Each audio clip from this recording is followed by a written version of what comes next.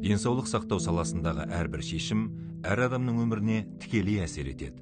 Ал дұрыс шешім қабылдау үшін нақты дерек қажет. Бұрын мұндай мәліметтердің көбі қолмен енгізілетін. Енді денсаулық сақтаудың интеллектуалды платформасы қажетті ақпаратты мемлекеттік ақпараттық жүйелерден автоматты түрде алады.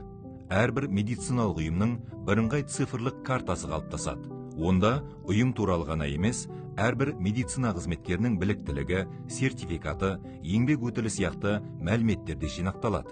Барлық ақпарат автоматты түрде жаңарып отырады. Артық қағазда қолмен мәлімет енгізуде қажет емес.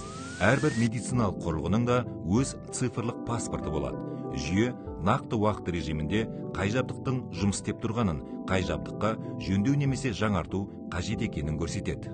Барлық мәлімет денсаулық сақтау инфрақұрылымының бірыңғай цифрлық картасына біріктіріледі. Соның арқасында мемлекет қай жерде медициналық ұйым жетіспейтінін, қай өңірде маман немесе жабдық тапшы екенін толық көре алады. Сондықтан шешімдер болжамға емес, нақты деректерге сүйеніп қабылданады.